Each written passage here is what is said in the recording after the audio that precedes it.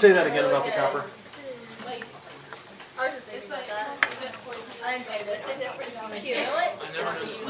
Inhalation, and ingestion.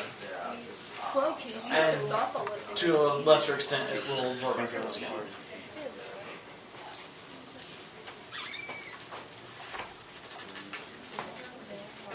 So, all three of them are heating up on the surface here. Normally, I would heat them up one at a time under the camera and let you watch them all heat live. Because you don't have the ability to watch the camera live in the interest of time, I will heat these all up simultaneously, and then we will look at them individually at the end.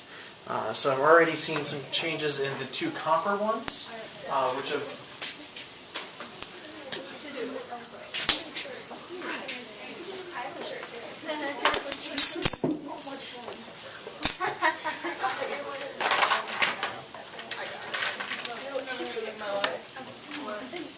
and to speed things up a little bit, I'll stir them. If you listen closely, in fact, I'll grab the microphone here for this. I'll listen closely, just like in the lab.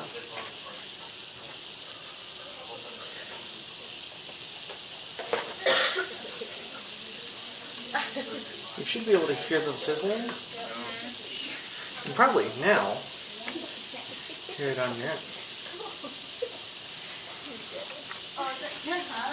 Yes, they're all heating here on the hot plate. So rather than heating them over, no, this is hot plate. So rather than heating them over a, in fact, if you look here, you might be able to see some steam rising up off of this one.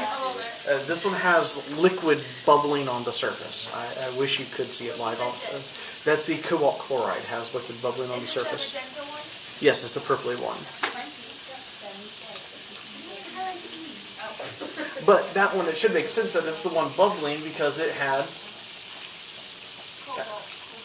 not the cobalt part of it, but how many waters? It had 6 waters in it. It's next to highest of all of these.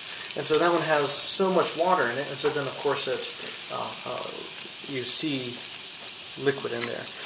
The magnesium sulfate has a little bit more water in it, but the water's hard to see here because the substance is white, and so then there's not a lot of contrast here, but it's doing a little bit of the same. Are they all bubbling? No, only the cobalt chloride and to a lesser extent the magnesium sulfate are. They're all hissing and sizzling, and you can see a color change going on in all of them. I can see a color change. You'll get to see it here in a moment. On some of them the color changes are quite dramatic. On others the color changes are less dramatic, but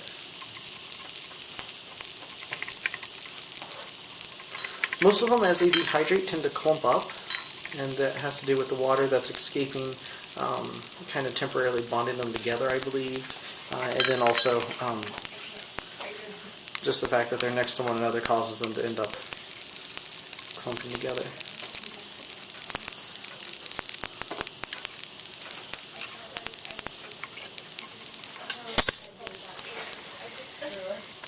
I'd say the cobalt's actually done right now. The magnesium and the 2 copper compounds need a little bit more time. Though the magnesium's not far from being done.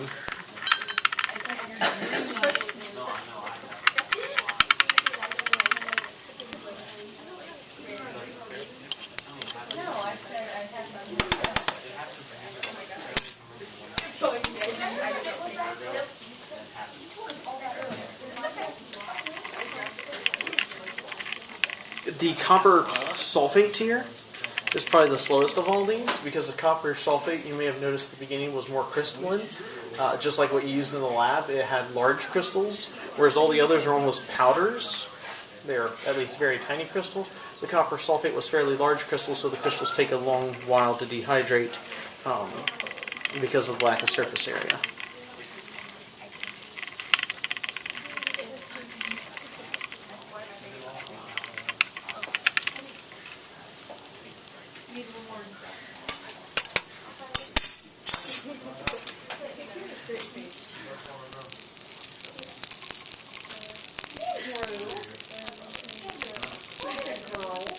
If you listen, you can really hear the snap, crackle, pop of the, it's actually the copper chloride the one that has the least water of all these, and it has to do with how tiny the crystal sizes are. In fact, if you're able to see this, this is the one that's crackling right now, and if you're able to see this, you could actually see individual little crystals of the copper chloride jumping up and falling back down. And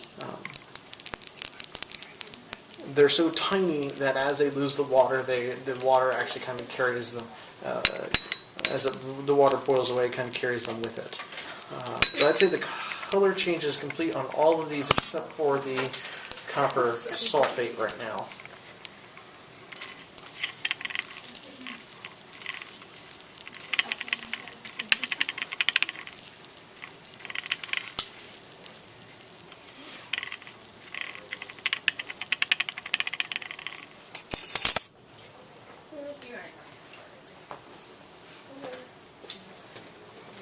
I think I have a little bit more control if I use tongs. So I'm going to come back here to the crucible tongs and start shining these two.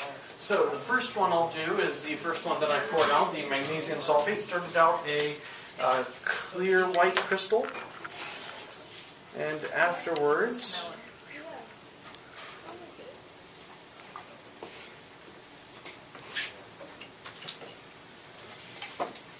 is an opaque white crystal. It's not a dramatic color change. It went from where you could see through it to where you can't see through it. And it's not a huge change. It's not one that you can necessarily see up here on the screen. But it is a change that has taken place here. It's also more solid. Remember, it went in as a powder, but now this is pretty much one big lump of magnesium sulfate and hydrate, or anti-hydrate.